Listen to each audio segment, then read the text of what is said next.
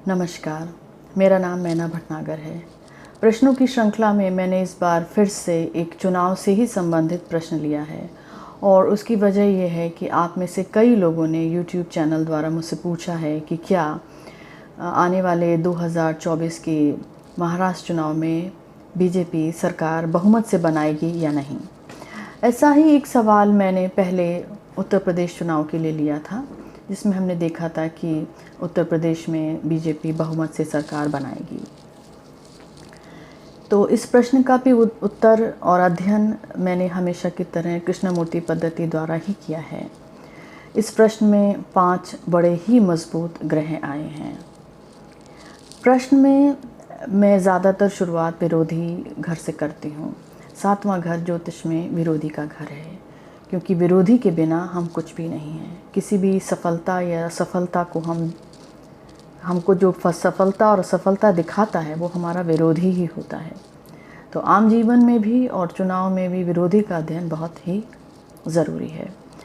यहाँ पर विरोधी घर यानी 7वें घर को हम देखते हैं तो सूर्य जो हैं वो बहुत ही शक्तिशाली हैं यहाँ पर और विरोध का नेतृत्व कर रहे हैं।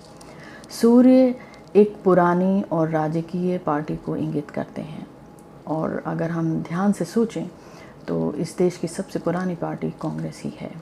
इसका अर्थ ये है कि विरोधी पार्टी में कांग्रेस तो ज़रूर होगी। सूर्य यहाँ और भी ग्रहों के साथ हैं, तो इसका अर्थ है कि और भी कई छोटी पार्टियाँ ज़रूर होंगी। प्रश्न में जो लगन है वो पूछने वाले का उत्तर देती है, उसका प्रतिनिधित्व करती है। यहाँ पर जो लगन को दर्शाते हैं वो हैं गुरु।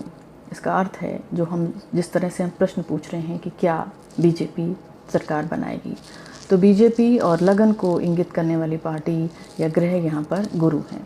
गुरु यहाँ पर वक्री हैं और गुरु का संबंध राहु और चंद्रमा से है।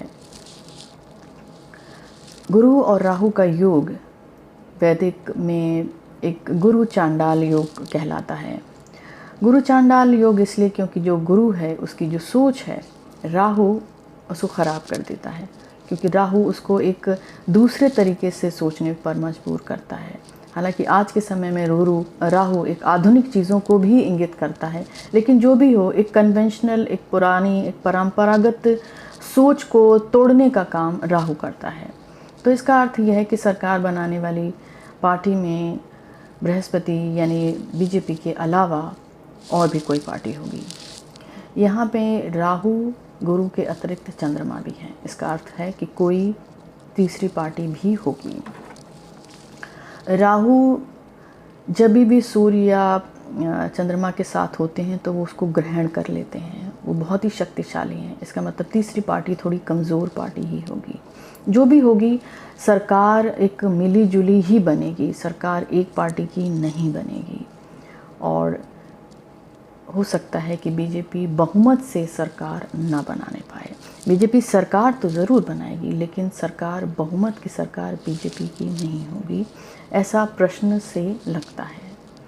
तो ये प्रश्न का उत्तर है और ये ज़रूर कहना चाहूँगी कि कोई भी प्रश्न अगर आप पूछते हैं तो उस प्रश्न का संबंध आपके जीवन से ज़रूर होना चाहिए। ये सच है कि राजनीतिक जीवन और राजनीति का असर हम पर ज़रूर पड़ता है। इस देश का प्रधानमंत्री कौन होगा, हमारे देश का, हमारे राज्य का मुख्यमंत्री कौन होगा, हम जहाँ रहते हैं वो हमारा एमएलए कौन होगा, इन सब से हमारे जीवन पे फ़र्क पड़ता ज़रूर है। लेकिन ज़्यादातर अगर आप कोई प्रश्न किसी ज्योतिषी से करते हैं तो ये ध्यान रखिए कि उसका संबंध बहुत ही गहरे तरीके से आपसे होना चाहिए, तभी उस प्रश्न का उत्तर सही निकलता है। एक कैजुअल और मस्ती के लिए, जस्ट पूछने के लिए प्रश्न का उत्तर कभी सही नहीं होता है। प्रश्न के कई नियम हैं जिनका जिक्र मैं किसी और वीडियो में करूँगी। तो अभी तक के लिए आप देखते हैं, सब्सक्राइब करते हैं, आपका बहुत बहुत धन्यवाद। और जिन्होंने नहीं किया है मैं कहूँगी please like and subscribe my channel.